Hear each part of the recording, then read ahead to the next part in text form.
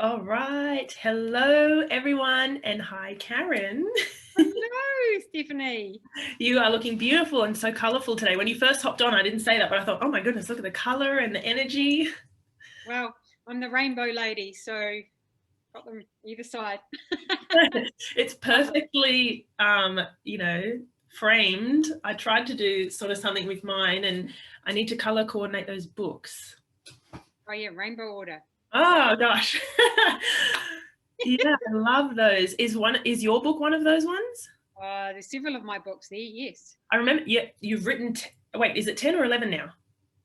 10, I think. 10. Okay. Yeah. Well, let's get in because I know I've got your bio here that I want to introduce you to everyone, and I was just checking back through it before, and it's got that Karen is the author of 10 books, and I was like, oh, it's my dream to just get one out there. Anyway, we will see. First one's the hardest. Yeah. Got the first one. It's just like, yeah. Okay, that's helpful. I need to pick your brain after this. Oh gosh. Okay. I know we're gonna have fun. I said let's just aim for half an hour and we'll see how we go. We might get chit-chatting. Anyway, but thank you for giving us your time and hopping on this morning / this afternoon for your time. Well, actually, it is 12:03 here. So Karen is in New Zealand, and she is a champion for lifelong learning. I'll tell you guys a teensy bit about Karen and what she does, and then we're going to get straight into our conversation interview about joyful parenting in challenging times. If you guys are watching along on Facebook, I have my feed open, and so I'm going to be having a look at comments. If you guys have any questions for Karen, we'll put her on the spot and I'll throw them at her and we'll see what she comes up with. No. But yeah, I want to introduce her. She believes that the ability to keep learning and being curious are the superpowers of the future. I am so with you there. She's the author of 10 books, as I said. Oh, and the creator of the Teachers Matter magazine, Parenting for Reliance, Reliance, I've typed that wrong, Confidence and Independence Online Summit, and the Study Smart Resources and Board Game, and also multi-award winning. So many awards around education and learning and speaking and businesswoman, and that's just mind-blowing. Congratulations. Thank you. That's a goals, huge goals. So yeah, thank you again for giving us your time today, and we're going to talk about joyful parenting in challenging times. Let us know sort of why did we come up with that? Why did we come up with that topic? What do you think is so important about it from your perspective? Well, I think anyone who's a parent, all times are challenging, not just like COVID times, pandemic times. Perhaps they're more challenging, but parenting is just challenging in general, isn't it? Because they don't come with a manual. You don't know what to do so many times. Look, when I had my first child, neither my husband, myself, or my sister, who was left with us once the midwife left, because I had my children at home, so there was no hospital support. All three of us had never even changed a nappy. And to be fair, do you know what we did? We read the back of the packet. We didn't even no cloth nappy stuff. We thought we'd do that, and then we just went, how long is it actually going to last? And so we did the disposable stuff, but we had to read how to do a disposable nappy. We didn't even know anything about parenting. So I think parenting is probably one of the most best personal development workshops ever. Yes. Yeah. So that's why I really want to empower parents, because it's challenging, it's hard, and there are so many, so I've learned, strategies, techniques, and ways to make the job easier, fulfilling, and even fun. Yeah, I think we need to sometimes bring the fun back into parenting, because it is so tough sometimes. It can be very challenging, and I think some of the parents I chat to and I work with, I can see that it can be draining, like especially when obviously, so I work with parents who are struggling to sort of manage those big emotions from their kids and those challenging behaviors, and some of them have said to me, you know, my head hits the pillow at, I don't know, 10, 11 o'clock at night, and I think, oh my God, like, oh, you know, such a task and so difficult, and am I doing the right thing? Or, oh, I shouted so many times today, and am I scarring my kids? I've heard that so many times. It is rewarding, but very challenging, isn't it? Absolutely. And so I just want to let you viewers know that I have a 21-and-a-half-year-old and a 19-year-old. So I've sort of been through the whole thing. My aim has always been to have them leave home, and they're still here. So I'm a total fraud because I talk about how to get your kids to leave home. But yeah, it is challenging. And even if you've got good kids, it's still challenging, right? And so you still fall into bed at night like exhausted. And so yeah, adding that fun, adding that little purposeful things during the day that you can do just to grab that fun and make it a more joyous experience. Because I don't think parenting was supposed to be horrific, because then no one would keep doing it. So genetically, the bigger picture, it was supposed to be probably a privilege, and we must probably feel great being able to bring up these kids. But perhaps we're doing a lot of comparing against other people, and we're only seeing their Facebook feeds or their social media highlight reels, so we're not seeing what's really going on, and often not talking about it. Yeah, I reckon that's a huge trap, when we don't talk about and have those conversations about the tough things and the fail moments, or the moments that just were stressful and didn't go as you planned. And even the moments where, yeah, we lost it, or we shouted and we snapped and we were less than what we wanted to be. That happens to everyone, like even me. And I think, oh my gosh, I'm talking about this, I'm teaching this, I'm learning about it and studying it and things like that. And my kids are much younger than yours. They're 4 and almost 7, but they, and yes, oh my gosh, they're my biggest teachers. I think this, even if you're not into the personal development and learning, reading, or whatever, things like that, your kids are placing all what you need to learn in front of you just by being. Absolutely. And I was just thinking when you said that when our kids, when they're young, and when you yell at them, like I have absolutely lost it with my children. I'm human too. We're all human. We all have edges, and I think our kids are designed to keep pushing and pushing and pushing. And I've just started studying Stoicism. So, and this whole idea that the obstacle is the way, which is Ryan Holiday's book. And so the obstacle is actually the purpose of life.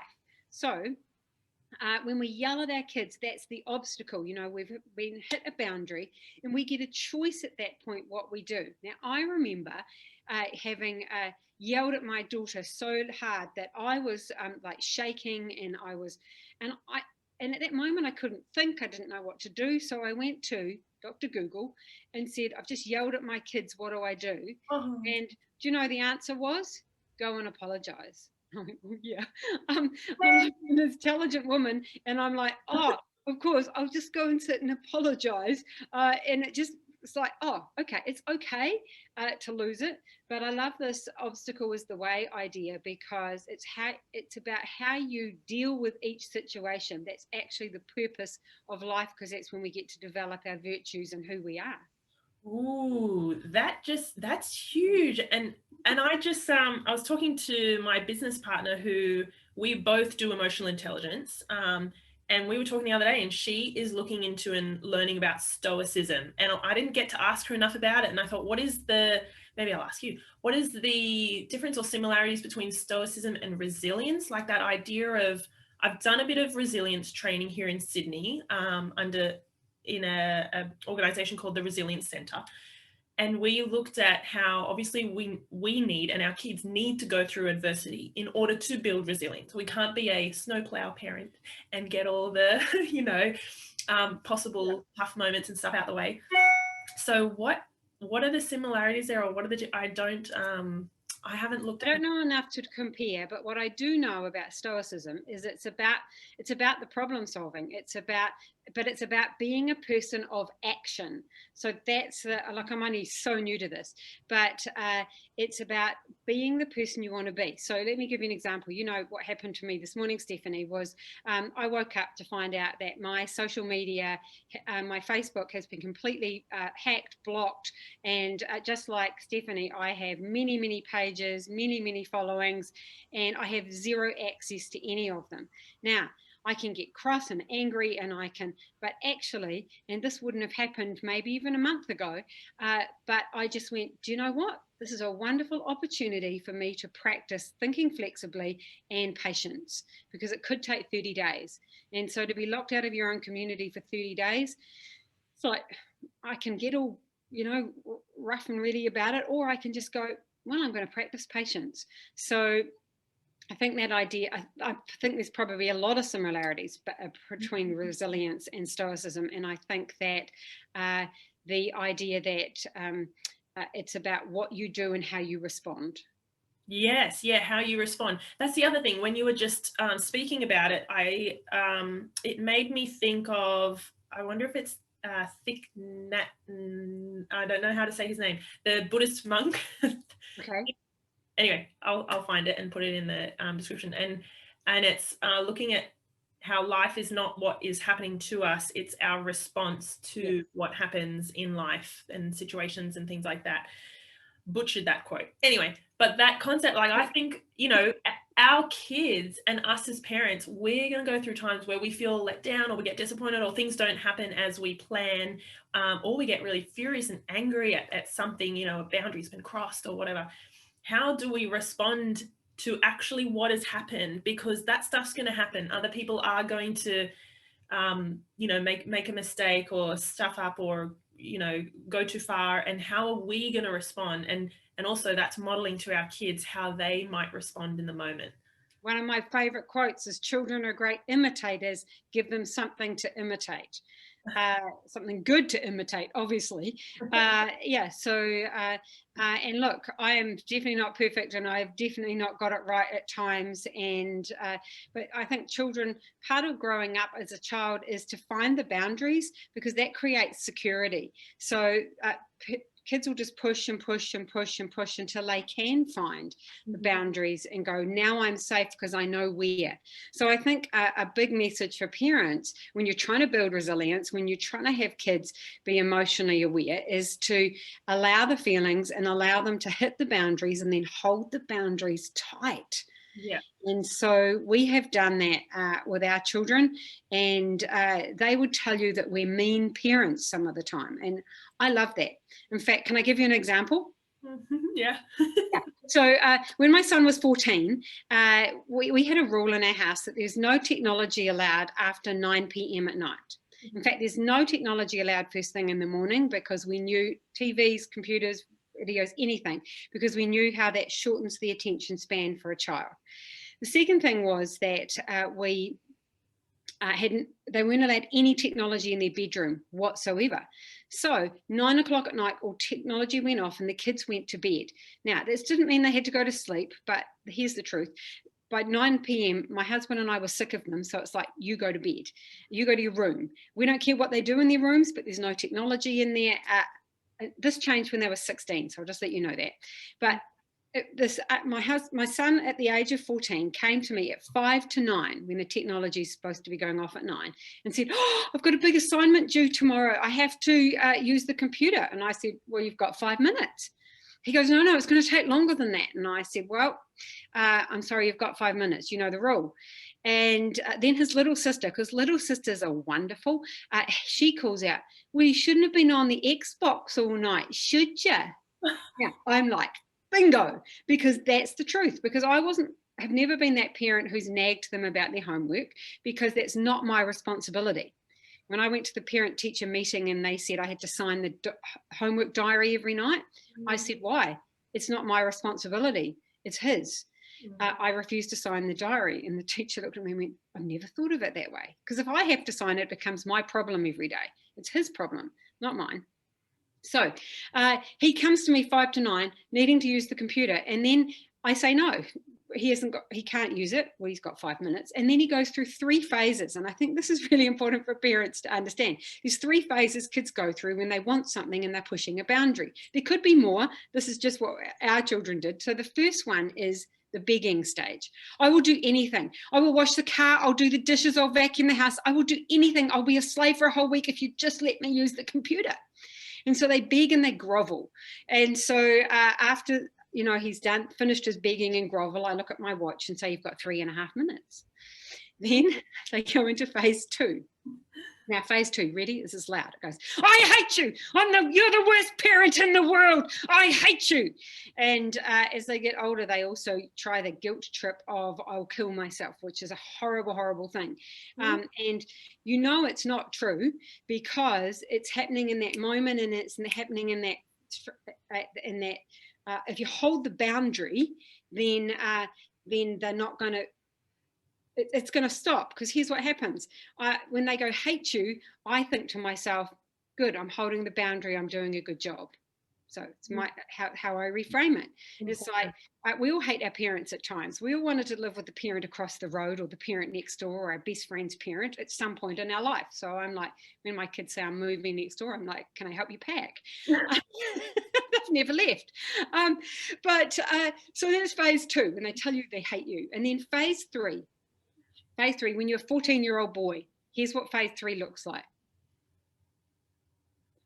You don't understand. And tears start rolling down your face because you're a 14-year-old boy and you want to change your mother's mind. Tears mean business. Now, here's what's fascinating. I'm like, you've got 30 seconds. And he goes, wake me up early in the morning. And he comes up with another solution, and he has to think flexibly. But I love this because in that 5 minutes, he went through those 3 stages. And here's what they do. They can turn it on and off. It's not real. It's just turned on and off to get what they want. So I think some of this, when we start talking about and understanding that, when you hold the boundaries, they will push and push and push, but you hold tight and it just turns off. And I think that means we need to have the clarity and conviction in our decisions as a parent so that we can, and we're going to anticipate that will happen and maybe even welcome it, a bit like water off a duck's back. I know, buddy. Yeah, it's going to be really disappointing. And you're not saying it like a cold-hearted parent, but you're saying it with empathy and saying, yeah, well, what are you going to do? How are you going to solve this? What are you going to tell the teacher in the morning? And, sometimes each situation, I would say, is different, but helping them to think, well, what are you going to do now that there is this plonk adversity, this roadblock, this disappointment or the embarrassment or whatever of not handing it in? How are we going to deal with that? And that stuff sometimes is okay because our kids are going to get through it. And to be able to go through that teaches them, oh, I went through that. It was really not cool. I hated that. I was so uncomfortable, but I coped and I didn't die and the world didn't fall apart. And that's the building of resilience. Well, I could get through that. And then last year I did that, but I got through it. And that's learning, Yeah. And so there's 2 things there. One, he had to think flexibly about what was another solution to his problem. And the second thing was, he got up at 6 o'clock in the morning. He normally got up at 7, but he said to me, get me up at 6. So I woke him up at 6 o'clock. He sat at the table and he got his assignment done. And he said to me afterwards, he said, wow, if I'd done that last night, it probably would have taken me 2 to 3 hours. But actually, I did it in less than an hour, fresh in the morning. So he learned 2 things. Actually, a third thing. He also learned that maybe don't leave it till the last minute and maybe think time management strategies.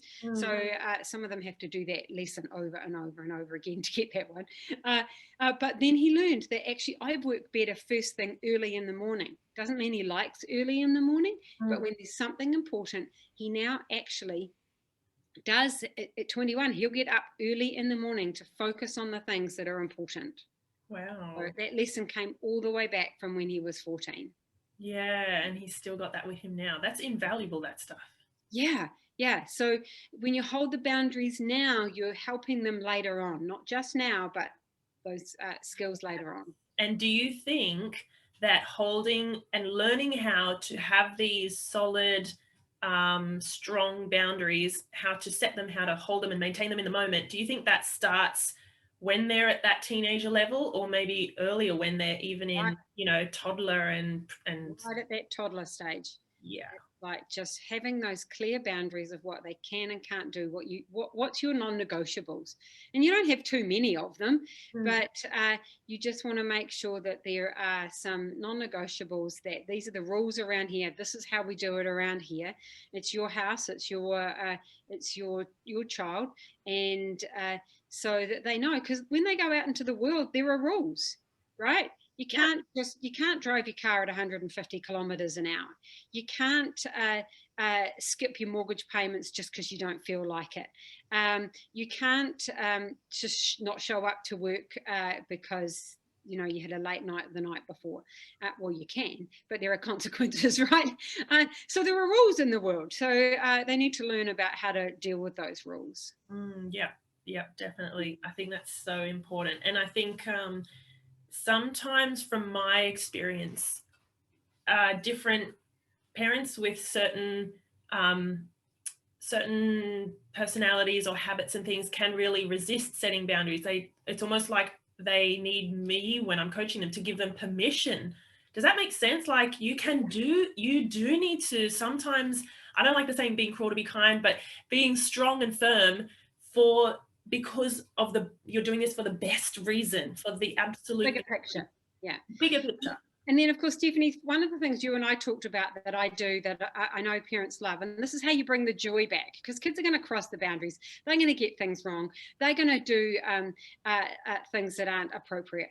And so we hold court in my house. Yes. And my husband and I have to say, have never been to court. We've just watched too many movies and sitcoms and, all those things. So, but here's what we do. When the kids have crossed a boundary, we sit them at the kitchen table and we do this. We say to them, she's got her pen ready.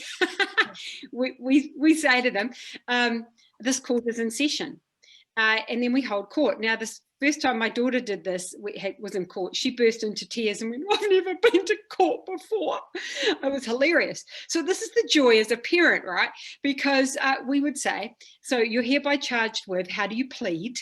And then they'd give their plea and then say, so what evidence have you got to, for and against? And we'd ask them to state their case. And then we'd state our case. And we might say, have you got anything else to add? Whatever. I don't know what happens in a courtroom. We just make it up. And my husband and I would keep very straight faces. And then when everything was out on the table, we'd say, right, well, we have to come up with a verdict, and we will consider that verdict, and we will be back to you in 3 days. And it's like parents go, 3 days? I'm like, yes, because if you really go to court, they don't give it to you right then and there. They don't say you're sentenced to, 6 months in prison, go now. It might be go now to prison, and then we'll let you know how long you're going to stay there. But so we wait 3 days. And so this is the joy of parenting. We get to go behind closed doors. And when the kid leaves, we have fits of laughter because not because we're being mean, but because we're just trying to find some joy in our parenting. And so we go, what are we going to do? Or sometimes we ask them, if you were in our position, what punishment would you give? Or what would your verdict be? And so they often give far heavier consequences than we do, which is funny when we ask them. So then our consequence doesn't seem so bad when we give it. So we think about what we're going to do, and then we give it to them. We call court again. This court is in session, and you're hereby charged with, and the plea was, and here is the verdict. And so there's that tension for those couple of 3 days as they wonder, but that again is life, right? Because problems don't get solved straight away. So this is for us being able to bring that slight little joy into our sounds like I'm a bit sadistic, doesn't it? I don't think that, but we just we have a bit of fun with it instead of just like being really serious and going, you've broken this boundary. My daughter smashed my cell phone in anger. That's a crossing of the boundary, and that's a court offence, so we go to court. and she gets the verdict 3 days later. So yeah, it just, I think what it does is it allows us to have a little fun, but also be serious and make sure they know it's important.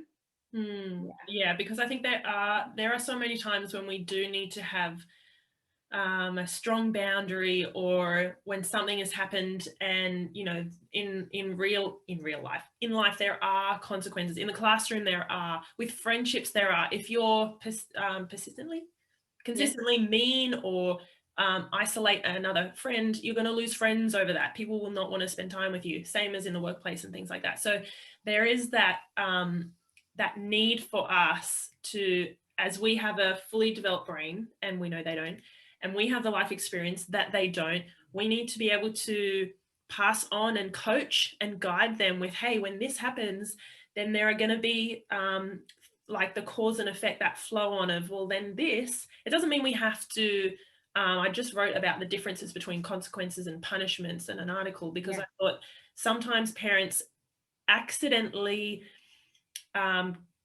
dish out a punishment that they feel is a consequence, or it's almost like one is veiled as another, if that makes sense. And so I'm a believer of like natural and relevant consequences, not just, oh, you're not going to unload the dishwasher, great, we're not going to Macca's on the weekend. So having more of the, okay, well then, what's something relevant and realistic and measured to the, aligned to the sort of crime. And so you just mentioned the dishwasher, because I think if we step back a little bit, you have to be able to build this from really young. And so I think children should be doing jobs and chores around the home from a very young age. And we want them to do them properly. So when we teach them how to sweep, it's not just sweep the dirt from one side to the other, but it's sweep it, pick it up, throw it out, right? And so I think giving children jobs and chores from when they're very young, do a couple of things. One, it creates responsibility. And I remember when my daughter was setting the table when she was 2, and this little head pokes up above the table and says, "Mum, am I being responsible?" I'm like, you are so responsible, because we want our kids to be responsible adults, right? So when they're very young, label responsibility for them and say, hey, that's a very responsible thing to do. I remember when my children were little, when they wanted to go post a letter, and I was baking a cake and I couldn't leave the house, the oven was on, but I said to them, can you be responsible? And they were about 5 and 3, and they went, yes, yes. And I went, well, you have to walk down the road, across the pedestrian crossing, across and round the corner. There's a mailbox. You can put the letter in there and then walk back. And I said, but you have to hold hands. That was just for my fun, because it's so cute. And I knew they wouldn't do it forever. So off they go, and they come back and they're beaming because they've been so responsible. They've crossed the pedestrian crossing all by themselves. Pride. I know that pride and sense of that sense of pride is huge. And so jobs teach them about responsibility. It teaches them about independence. It's like, I can do this by myself. And so they feel like they're growing and getting better. And then the third one is they feel a sense of belonging. They're actually contributing to the household. And so I see so many parents who are actually just doing things for children. And that's partly why the parents are exhausted, because they're doing it all and the kids are just being kids, which they should be being kids, but they actually could feel part of the belonging. And we talked about working interdependently in our home. We help, and we're a team, we help. And you've got to be careful, because when you get older and they ask you to do something and I say, oh, I'm busy, they go, oh, Mum, we work as a team, we work interdependently, come on. I'm always talking to my kids about we're a team, we're Team Pinto, and we help each other. And I am so mindful that when they ask me to do something, I've got to put my phone down, or I've got to say, you know what, yeah, I will help you, but I'm just doing something right now. Or I mean, it doesn't mean we have to be totally like at their beck and call, but at the same time, if my son is watching TV or doing something he enjoys, I now have for a long time stopped the whole, excuse me, I'm talking to you, come here right now, I've just asked you to do something. I'm like, oh, you're busy. And he's allowed to almost negotiate and say, can I do it in the ad break, or can I do it after this one? I'm like, sure, that's fair. I don't have to expect you, because you're smaller than me and because you're the child, to come as soon as I ask because you need to put your socks and shoes on. I'm like, cool, I want you to be able to say, actually, I'm busy, can I just do this? Or can you help and get me my socks and I'll get the shoes? I'm not a, oh my goodness, if you never get your socks and shoes yourself, I'm going to have a 10-year-old who can't get his socks and shoes. Like, it goes both ways. And I know sometimes parents might not agree with that, but I think, you know what, yes, he's almost 7, but I will get your socks for you. And I can like go and, help you pack your lunch, even though I know you can do it on your own. I'm not creating a rod for my own back, if that makes sense. Mm-hmm. Yeah. Yeah. And so we often don't instantly do something when they want it. And here's a tip that I've learned. I often hear this, Mom, do you know where? Mom, can you find? Mom. Now, here's what I've learned. If you say nothing and do nothing for about 30 seconds to a minute, here's what you'll hear. It's okay, I found it. So don't respond straight away. You are not a first responder as a parent, and you don't have to be a first responder as a parent. So just be silent for a while, and then, because what I've worked out is they're actually just verbalizing what they're trying to do.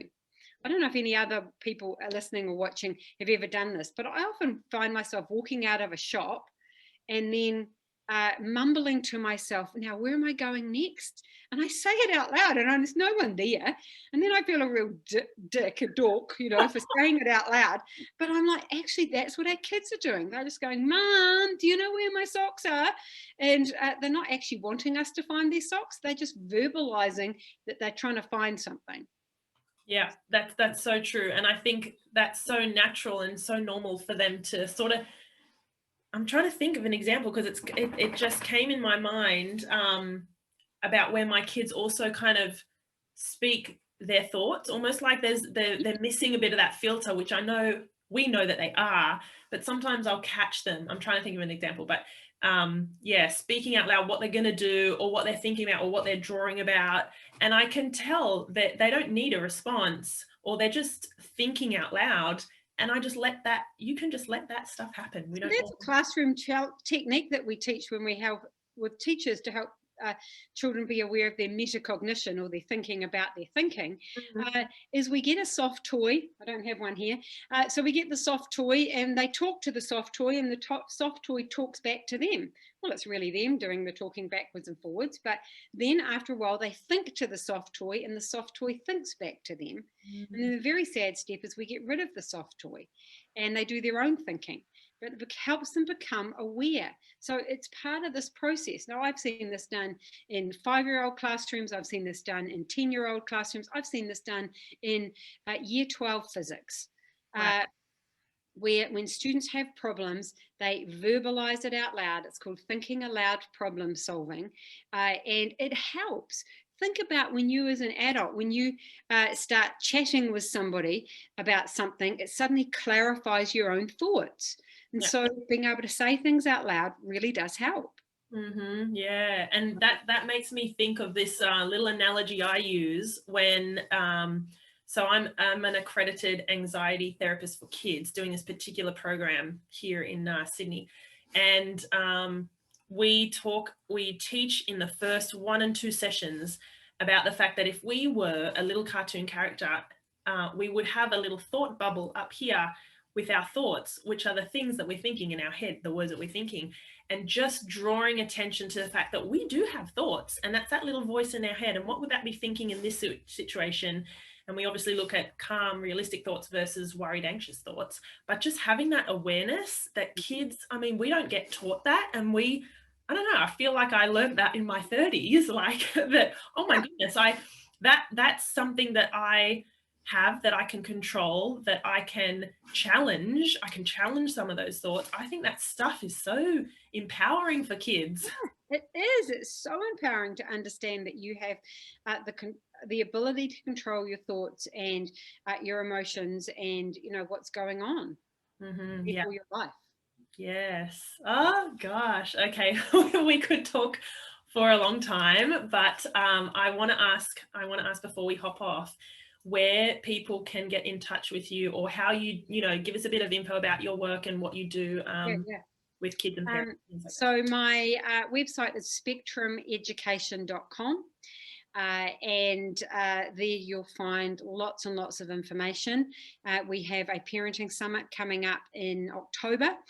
So it hasn't been launched yet, but we did one last year. So there's another one coming this year, because we've just finished last week doing the Rocking Midlife Summit with a friend of mine, which was great for midlifers. And now we are heading into our Teachers Matter online summit, and then the parenting one. So there's a lot happening. Yes, so on that site also, if you're interested, tonight it'll be 5 p.m. Sydney time. I'm launching my new book. So this is called Roots and Wings. It's about parenting for stability and independence. This one has taken me 5+ years. I've been promising it for 5 years. Books don't usually take me that long, but this one, I think I needed to wait for my own children to grow up to be able to feel like I could actually produce this. So it talks about rites of passage that we have in our home. It talks about what we do in the school holidays, the school holiday challenges. If you've got older children, in here is a copy of the adult child living at home contract. So, I'm still trying to get rid of them. I love my children. People talk about empty nest syndrome, and I'm like, bring it on. Maybe I'll feel different when it happens. I don't know. But we're launching this book tonight. So it's very exciting. And so that's on the website there too. So you can find a whole lot of information there. Awesome. I think Karen's just put, thank you, Karen. My assistant Karen has put the links in the Facebook feed, but we will put them. This is going to go up on YouTube. You guys might be watching this a bit later. So also all of Karen's links and things will be in the description below. She's put spectrumeducation.com and KarenTuiBoyes.com as well. Oh yes, perfect. Yeah, so that has my blog, the KarenTuiBoyes.com. You'll find my articles there. So if you click on parenting, you can find my parenting articles. So, yeah. Wonderful. And can we get that book over here in Australia? You can. Wonderful. Yeah, we post. So we self-publish, so it's through our website at this stage, or I think it launches in bookstores in a couple of weeks, so bookstores can actually order it online and get it for you, but it's actually probably just as quick to order it directly from us. So it's worldwide. Yeah, I love the title. How did you come up with that, Roots and Wings? Well, it's about the stability of the roots, giving them strong roots to know where they come from, and wings to be independent and to know they can fly and who they can become. Oh, that's so beautiful. I think that's probably goals for a lot of us parents, having that stability and those roots of knowing who we are and who our kids are, that they are. I kind of, like I said, I say we're Team Pinto and we're all Pinto family, but that we want them to flourish and blossom and bloom and fly one day. So yeah, one day I'll let you know when it happens. Hopefully you'll be back on Facebook by then. You can post it, guys. Yeah, hopefully. I hope it's really not 30 days, but yes, so it is. I just think it's about joyful parenting, finding the moments and savoring the joy, because it's a hard job. And can I finish with one other thing, Stephanie? All right, because I think parenting is about trying to immortalize yourself through your children. So I have this tube from the what do you call it? Paper towels. So when the paper towels run out, there's a tube. And in my house, this is called a doot-to-doot tube, because ever since the children were young, when there was a tube, I would go doot-to-doot through the tube, right? Yeah. And so, and they'd roll their eyes. In fact, my daughter will come and snap it in half, and she's like, "Don't be so stupid, Mum." And I'm just like, doot-to-doot through my tube. Now, my son was in the kitchen the other day, and he was baking a cake, and he finished the roll, and I heard him go, "Do do do," And I went, I have been immortalized. He is going to do that with his children. He is going to go, your grandmother used to do this, and roll his own eyes, and he's going to do it too. And I think, it's about giving the joy in the little things, like Oh, hiding in the pantry when they come home and going boo. Or I used to hide under my desk at work, and they could see me and they'd come in because my desk, you can see straight underneath it. And they'd go, Mum, we can see you. Like I was stupid. I know that. But it's like, but it's all that fun stuff, just have more fun. I love that. Just have more fun. Find the moments to have the fun and the joy. Yeah. Thank Yeah. you. Thank you so much, Karen. My pleasure. All right. See you later, everyone. Thank you for watching.